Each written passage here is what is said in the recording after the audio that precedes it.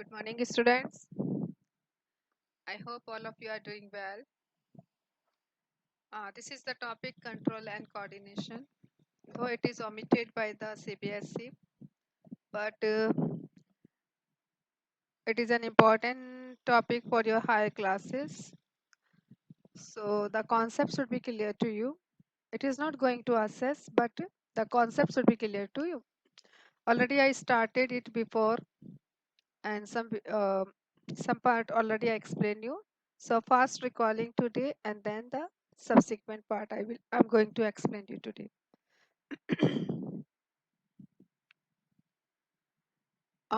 Human nervous system. Nervous system means the nerves which carries the messages from the environment to the body. So the stimuli are the any changes which take place in the environment, and it is carried by the nerves, and then it is going to the brain or spinal cord, and then we are getting a response, and according to that we are responding.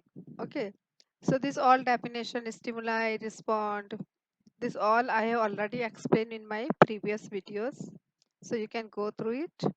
So these are the all different nerves, and human nervous system is mainly classified into the three major divisions. The human nervous system is classified into the three divisions. First one is the central nervous system. In short form, we can say it CNS, Central Nervous System. The second one is the peripheral nervous system, PNS. And the next one is the autonomous nervous system, means ANS. First one is central nervous system. Central nervous system comprises of two main organs, that is the brain and the spinal cord.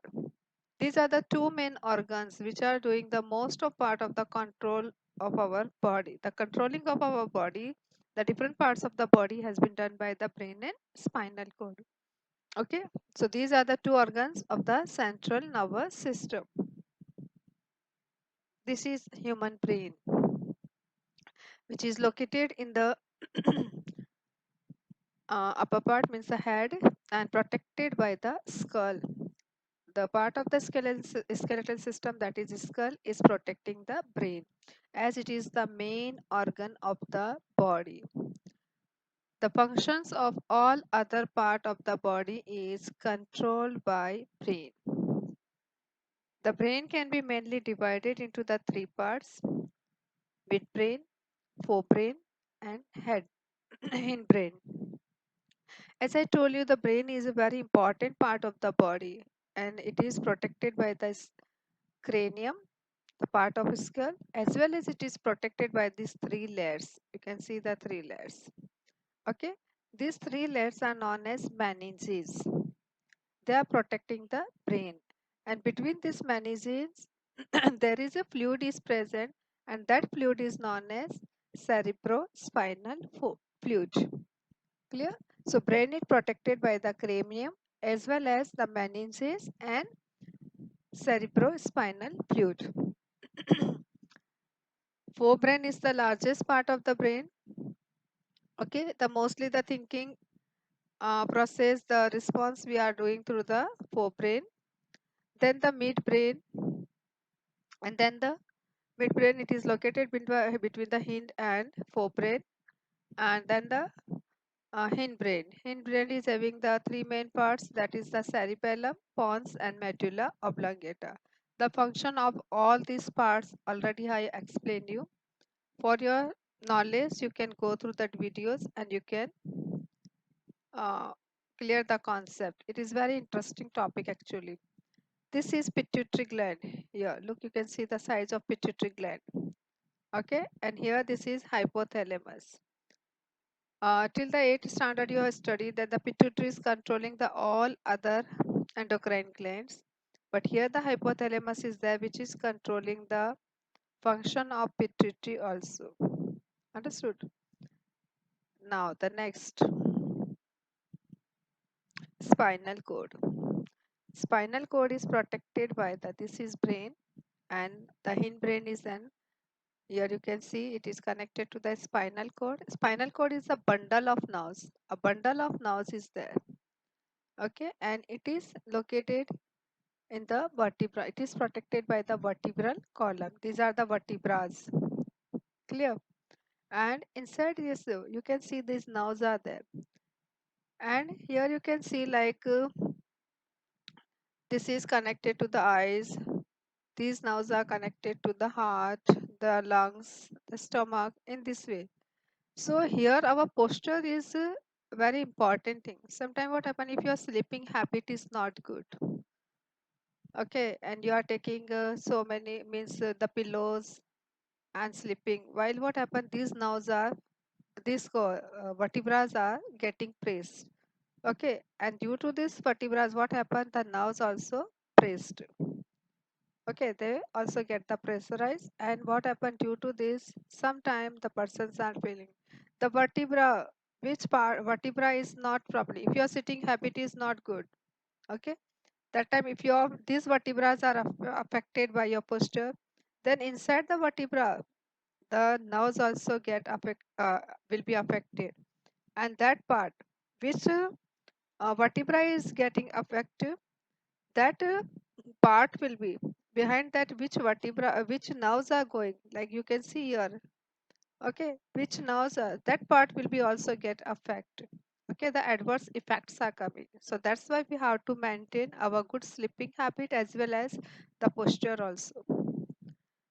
Now the next, and spinal cord is protected by the vertebral column as well as it is also having the cerebrospinal fluid.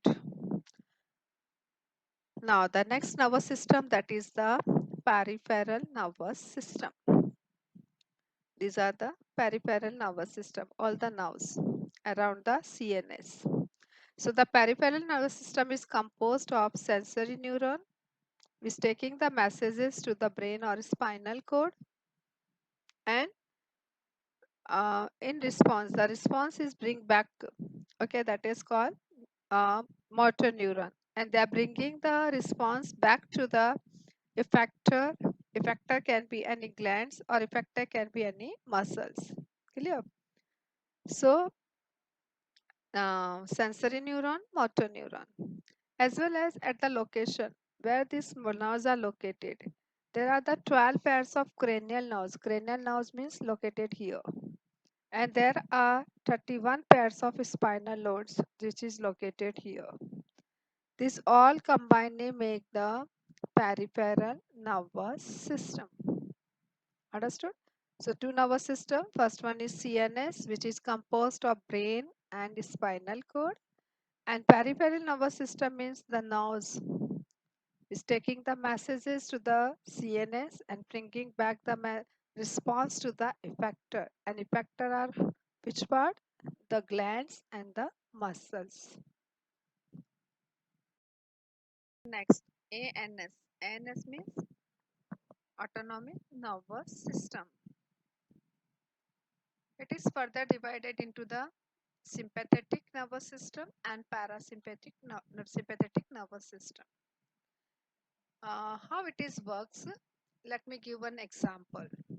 If you are moving in a street and suddenly if a dog, okay, a dog start following you, then what would happen? And dog maybe it is barking and just started running behind you, then what would happen? Slowly and gradually you will also start running. Okay, this can be one condition. Or if you are at home, now you are quite grown up 10th standard, but then also sometimes the girls and the boys also, sometimes any fearful situations come to you when you scared. Okay, like you are at home, no one is at home, and then suddenly there is no current, all the light switch off, maybe you get scared. At that time this nervous system is help uh, maintaining our control and coordination. Like the first, the sympathetic, it is working in the fear and fight situation. This time what happen, the it dilates the pupil, the pupil size will increase. Okay, inhibits the flow of saliva. That time there is no saliva production will take place in the mouth. Accelerate the heartbeat. Heartbeat will increase. Why it will increase? Because you need more energy to overcome that situation. If you are running, so your muscles need more energy. If you are in a fear situation, your brain need the energy. Okay, and that's why what would happen? The heartbeat will accelerate. You can feel जब आप डरे हुए हो तो ये सारी situation आप you can go through it. Means that dilates the pupil, inhibits the saliva जिसको बोलते हैं ना मुंह सूख जाना, बिल्कुल. Accelerate the heartbeat, then dilates the bronchi, the lungs expand, inhibits the peristaltic and secretism, means that time the digestion not required. But what would happen? We require the more glucose. Why glucose required? Because we require the more energy. So that's why the conversion of glycogen to glucose will increase. Secretion of adrenaline. Adrenaline is a hormone which prepares us for the fear and fight situation. It will start and inhibits the bladder contraction. Clear? It will stop. So these are the situations which prepare us for the fear situation. Let me explain you. Like sympathetic nervous system, it promotes a fight and flight response. Okay, either you fight, otherwise flight, and corresponds with arousal and energy generation. To overcome from this situation, we need more energy, and that time the digestion will stop. Inhibits. Okay, diverts the blood flow away from the gastrointestinal tract and skin via vasoconstriction, and it will divert the blood flow to the skeletal muscle, because that time the muscles need more energy. Clear? To run, muscles need more energy. When this situation will overcome, automatically the parasympathetic nervous system will start working. It will bring our body again back to the rest and digest. Okay, promotes the calming of the nerves, return to the regular function. The nerves which are in exciting stage, again it bring them to come to the normal stage and enhance the digestion. The digestion will start again back. It is for some moments only it take place. It's not a longer time period. The situations are there. Okay, dilates the blood vessels leading to the GI tract. Again, the blood vessel which stop to the GI, it will divert. It is again moving towards it, increasing the blood to the GI tract. And this is important following the consumption of food due to the greater metabolic demands placed on the body by the gut. Uh, Now come to this figure again. In sympathetic, what happen? It dilates the pupil. When we come to the normal situation, it will reduce again. Then inhibits the flow of saliva. Again, it will start. Stimulate the flow of saliva. They both are working opposite to each other. Accelerates the heartbeat. जो heartbeat आपका बढ़ गया था, it will again slow down. Okay. Dilates the bronchi, constrict the bronchi. Inhibits the peristaltic movement. Again, it will stimulate peristaltic movement which take place in the alimentary canal. Conversion of glycogen to glucose. Again, it will start the releasing of bile. Okay, the adrenaline will come into the normal situation, and adrenaline is a gland. Adrenaline is, it is a hormone released by adrenal gland. It prepares us for the fear and fight situation. And again the contracts the bladder. Clear? So you can see here the ANS, in ANS the sympathetic nervous system and parasympathetic nervous system Sympathetic prepare us for the flight and fear situation, and parasympathetic nervous system bring that all organs back to their normal functions. So in this way, they both are working. So today I completed the nervous system, human nervous system. The previous part I already explained in my previous videos. You can go through it. Now one topic is left in this chapter, that is the hormones.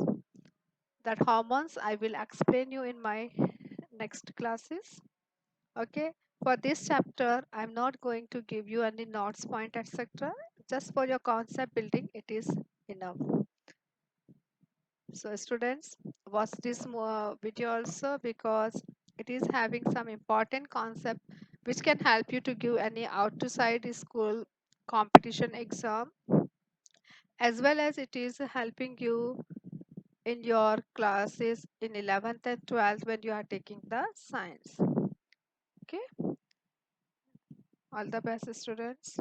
Have a nice day ahead.